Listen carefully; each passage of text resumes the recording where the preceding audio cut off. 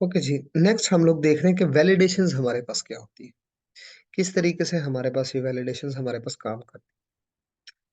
अब ये देखिएगा, हम लोगों ने लास्ट टाइम खैर एक माइग्रेशंस बनाई थी, एक मॉडल बनाया था और उसको हम लोगों ने मतलब उसके जरिए से टेबल्स कैसे क्रिएट होते हैं वो हम लोगों ने देखा था। अब मैं आप लोगों को टीचर्स की जो मैंने एक माइग्रेशंस बनाई, एक टीचर का मॉडल बनाया, एक टीचर के मॉडल में देखें कहाँ कहाँ चीजें मौजूद हैं। एक तो मॉडल्स के अंदर टीचर आ गया, जहां पर मैंने ये एट्रीब्यूट्स लिखे, नेम, ईमेल, सैलरी। और वही हमारे पास माइग्रेशन के अंदर, डेटाबेस के अंदर जो माइग्रेशन का फोल्डर है उसमें मैंने ये चार एट्रीब्यूट्स, नेम, ईमेल, सैलरी और SAL लिखा हुआ था। ये हमारे पास ना, इसको मैं हटा देता हूँ, ये हमारे पास मौजूद है। ठीक है, तो यही एट्रीब्यूट्स हम लोगों को अगर डेटाबेस में देखें तो वही मिलेंगे सेम हमारे पास।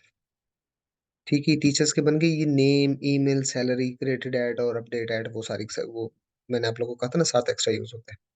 फिर मैंने आप लोगों को कहा कि जब मैं आपको उसका कंट्रोलर, एक तो वेब डॉट PHP पर ये मैंने ये राउट बनाया, इस तरीके से भी राउट बना सकते हैं।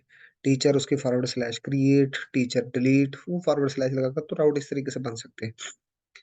तो कंट्रोलर में हमने ये क्रिएट का फंक्शन बनाया जिसके जरिए से टीचर क्रिएट कॉल हो रहा है। और टीचर क्रिएट कौन सा, वो ब्लेड टेम्पलेट, ये टीचर क्रिएट। ठीक है, यही कॉल होता है ना हमारे पास टीचर क्रिएट। तो इसमें भी जो इनपुट बॉक्सेस के हम लोगों ने जो नेम रखे ना, वो वही रखे जो हम लोगों ने हमारे मॉडल्स के अंदर रखे हुए थे। ठीक है, आईडीज की तरफ ना जाइएगा, मैं नेम प्रॉपर्टी की बात कर रहा हूँ, दिस वन। ठीक है, ये सेम एज इट इज वही है जो हमारे किधर मौजूद है, हमारे मॉडल के अंदर मौजूद है। ठीक है, इसका फायदा क्या हुआ वो मैंने आप लोगों को लास्ट टाइम भी कंट्रोलर्स में दिखाया कि किस तरीके से हम लोगों ने जस्ट डायरेक्टली ही क्या कर दिया था, इंसर्ट कर दिया था ये मौजूद। ठीक है, जस्ट दिस लाइन हमारे पास क्या करती है, अब हमें इनपुट के सारे टेक्स्ट बॉक्सेस नहीं देखने पड़ते, रही सारी सारी चीजें हमारे पास क्या करती हैं, बड़ी हमें आसान हो जाती है। ओके। ओके, अब ये हमारे पास मैं वैलिड, अब हम बात करने लगे वैलिडेशंस की। वैलिडेशंस के लिए हमारे पास ये जो रिक्वेस्ट वेरिएबल है ना, यही इसके साथ एरो सिंबल और ये वैलिडेट का फंक्शन हमारे पास। मैं उसकी बात करूं तो ये फंक्शन इस तरीके से मौजूद है। इसके अंदर हमारे पास ये एरे का सिंबल बनेगा, लाइक मैं दिखा दूं आपको, ये एरे सिंबल मौजूद है। ठीक है, ये आप लोगों को, अब वापिस उधर ही चलते हैं हम लोग, ये नजर आ रहा है आपको। ओके, थोड़ा सा जूम कर देता हूँ ताकि आप लोगों को नजर आ जाए। और ये फाइल्स को मैं ऐसे ऑफ कर देता हूँ। और इसके अंदर ये हमारे पास ना, हम लोगों ने, ये मैंने वैलिडेशन की, ये नेम क्या है। नेम हमारे पास ना, अब मैं वेब डॉट PHP को बंद कर देता हूँ क्योंकि वो बाकी क्रेड तो आपको करना आता है, उसके जरिए से बाकी सारी चीजें हमारे पास हो जाएंगी। ये नेम है, इसकी नेम प्रॉपर्टी में हमने नेम ही लिखा हुआ है। मैंने वही कहा, जब नेम आए ना, वैलिडेट क्या करना है, रिक्वायर्ड होना चाहिए लाजमी तौर पर। हम हमें उसमें कोई ना कोई वैल्यू चाहिए, मतलब वो ब्लैंक नहीं जा सकता। हुआ क्या था, अभी मैं आप लोगों को दिखा दूं ये, कि हमारे पास ना, अगर मैं आपको बेसिक पेज दिखाऊं सेव स्टूडेंट का, अब इसको ना मैं खाली अगर मैं सेव पे क्लिक करता हूँ ना, तो ये मुझे क्या करेगा कि जैसे उधर कॉल होगा वो एरर दे देगा कि G S name null value है, उसके अंदर वैल्यू होनी चाहिए थी। फिर उसके बाद हमें अगर ये वैलिडेट करना पड़ जाए कि किस किस्म की वैल्यूज हैं, तो बड़ी जरूरत होती है।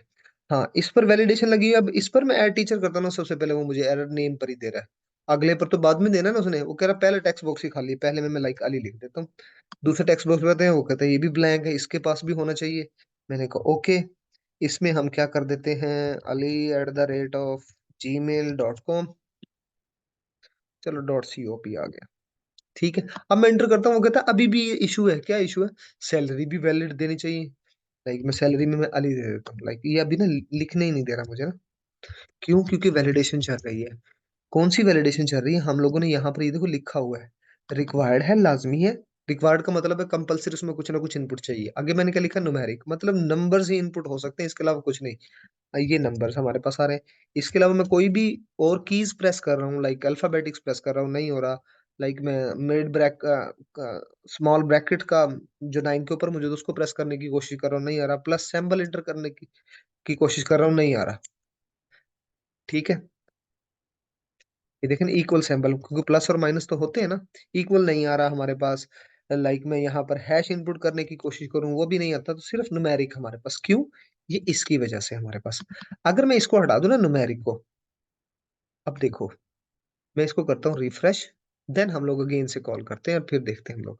अभी रिफ्रेश कॉल किया ना मैंने, लाइक इसमें हमें मैं अली दे देता हूँ, इसमें मैं ali@gmail.com। अब यहाँ पर देखो, ओके वो नंबर टाइप हमारे पास मौजूद है, खैर। ओके मैं इसको जैसे ऐड करता हूँ, तब ये हमारे पास ऐड हो जाएगा। Okay teacher create not define, वो उसमें राउटर में हमारा थोड़ा सा इशू हो रहा है, तो वो अभी हम लोग देख लेते हैं कंट्रोलर में हमारा ना। खैर, बर्ल जर्नल दिखाने का एजेंडा ये था कि हमारे पास ना ये वैलिडेशन हमारे पास मौजूद है। वैलिडेशन तभी पॉसिबल है अगर ये वैलिडेशन नहीं होगी, तो वो ना मुझे ब्लैंक पर भी काम करने देगा। मतलब ब्लैंक का मतलब है खाली टेक्स्ट बॉक्सेस को मैं क्लिक करने की कोशिश करूंगा ना, तो वो ऑटोमेटिकली मुझे वहां पर ले जाएगा कि उसमें जहां भी रिक्वायर्ड लिखा हुआ है, इसको मैं हटा देता हूँ।